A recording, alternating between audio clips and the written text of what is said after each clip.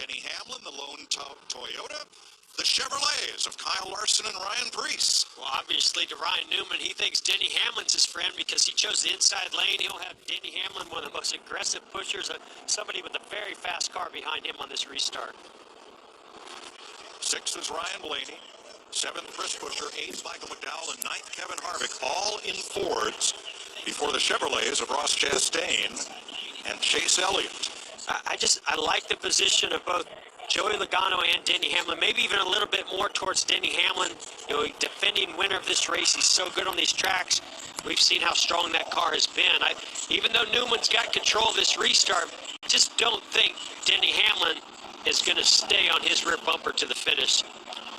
We went back and looked for damage on Alex Bowman's car. Turns out that was from the prior caution flag and crash. They were just coming around having made replacements and trying to get him to the finish line here. How about Ryan Preece, the kid from Connecticut, had a great debut Daytona 500 last year, finished in the top dozen, 3rd at Talladega last spring. Former NASCAR modified champ. He's in 5th. Just ahead of him, defending 500 winner Denny Hamlin. Here's Hamlin's radio. Let him know he's got to stay tight here. Like, tight. That's Preece in that car now. Tell him to stay tight. Whoever's behind him, go with that spotter.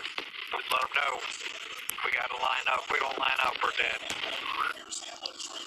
I love the way Denny Hamlin's thinking. He knows what it takes to get that run. Now, of course, he wants that for himself, so he knows the tighter that those cars can maintain that gap between the bumpers, he wants those bumpers right closed up to one another because that's where the energy is going to come from.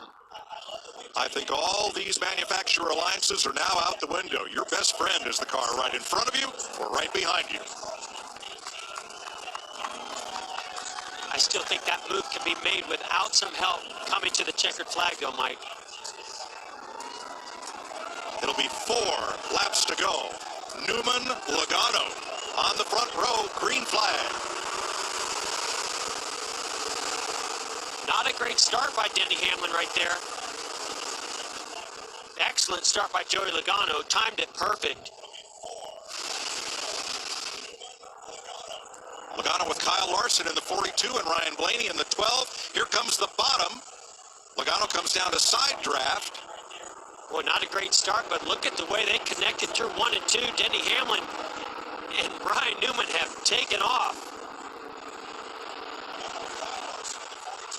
Can they get too far out front? Remember, I talked about this earlier in this race. Denny Hamlin tested this same move out with his teammate Kyle Busch, but yes, I agree. I think they're going to get too far out.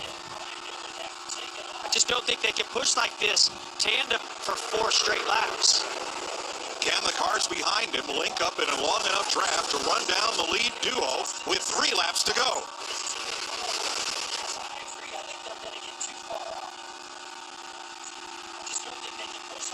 Denny Hamlin's going to give it everything he has to try to pull this off.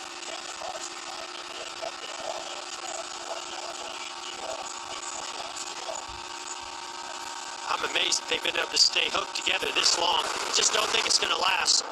Chase Elliott peeks out. Logano says, no thanks, I'm going up the middle. Boy, Joey Logano got shot. There goes back. Denny Hamlin. He knows it's time.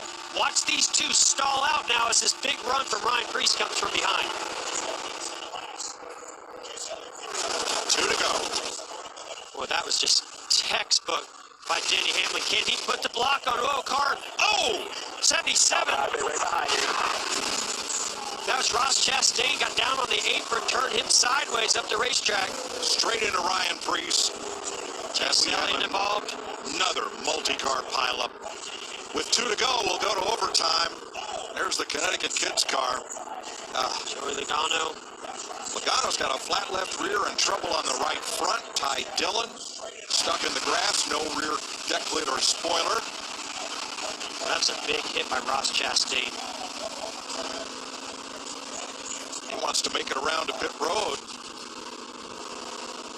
to load the car. I believe so. And Ryan Preece, that car won't steer, it's against the wall. Now Almirola, that's prior damage, he just got back out there, and maybe a little current damage. Watch 77 right here. Well, I knew those cars were going to stall out. You can see right there, Ryan Priest sort of pushes Chastain down onto the apron. As soon as it gets down the apron, he loses control. And heavy, heavy impact to the 22 Logano from Chastain. Car goes sideways. He tries to correct.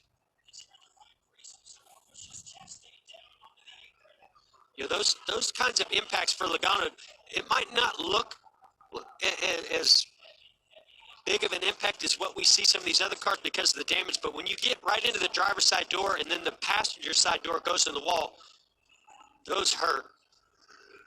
That almost looks, Jeff, like the right rear went down with all those sparks and the car just took off. I think the car, once he came up on the apron, the car just got a little sideways. He tried to correct, and it caught the banking and shot the nose over.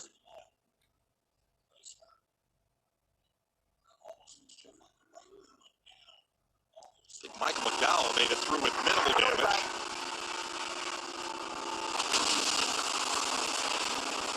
Ouch. See Christopher Bell go by with some damage. Let's ride with him and our Toyota cam. Ooh. Just nowhere to go. We'll ride with Ross Chastain. He had such a run. You're really, at this stage in the race, you have no choice. You just can't lift. And there was only a half a car width of room there, and he tried to take it. He's made it to pit road. As the field circulates under yellow, teams are allowed to work on the cars.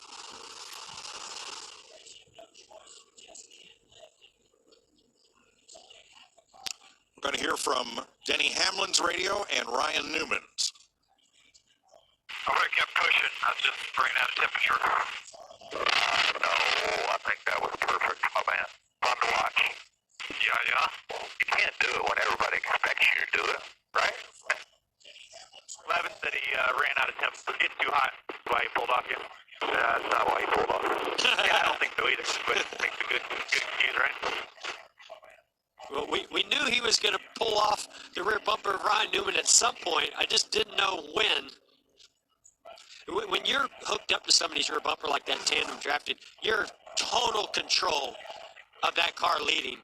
And it's so easy for you to just pull out and make that pass. And he did it, I mean, just perfectly. Right off the corner, he knows Newman's feeding the wheel to try to keep it on the bottom. There's absolutely nothing Ryan Newman can do. Now, where this worked out so well for Hamlin, gets down in front of the 6 and really stalled out this whole lane, continued his momentum, although the 17 right there was going to the outside, maybe going to make that pass. Chris Buescher, heck of a move there to get to the outside. He might have taken the lead. Newman, both lucky and skilled to make it through without damage. That 34 McDowell, with hardly any damage, gets through. Clint Boyer undamaged, still in it in 4th place. Here's Regan. Well, Jimmy Johnson's attempt to win his 3rd Daytona 500 came just a little bit short as you got caught up in the wreck 2 wrecks ago. How much has this race meant to you over the years? Yeah, it's been really a cool race to be a part of. I mean, you only dream of racing races like this as a kid. That yellow 22 car had been pretty aggressive all day long, and I just felt like it was a matter of time before his pushes were a little much, and it looks like that was the case there. But our ally Chevy was really strong. Hate that we were tore up in it, but really excited about the races ahead of us. Daniel's doing a great job leading this team. Full support from Hendrick Motorsports, my family, my friends, my fans. Just very thankful for all of that. And we didn't get the victory lane today, but ready to get to Vegas to get to work out there. All right, thanks for the memories here, Jimmy. 7-time champion Jimmy Johnson out of the 500. Here's Ty Dillon's car being hauled back by the wrecker. He had a great finishing record here in past 500s. And there are the cars that are left. Still 18 lead lap cars, with Denny Hamlin in Toyota trying to hold off 5 Fords right behind him. Chris Buescher, Kevin Harvick, Clint Boyer, Ryan Newman, Ryan Blaney, then the first Chevrolet. That'll be Bubba Wallace, who has a runner-up finish in the 500. He's the lead Chevy. And then Justin Haley, who won here last July, leading what, just the last lap? I think it was just the last lap, and some rain shortened that race. But, man, what a wild week it has been down here in Speed Week. Started with the Clash, and we had a huge wreck there and a lot of blocking going on. This has been a very entertaining Daytona 500, and it wasn't really until this last stage as we wind down the Daytona 500 that the aggressiveness has just increased and the intensity has increased. They see that trophy right up there off the hood, and all of a sudden those pushes turn into shoves, turn into bang.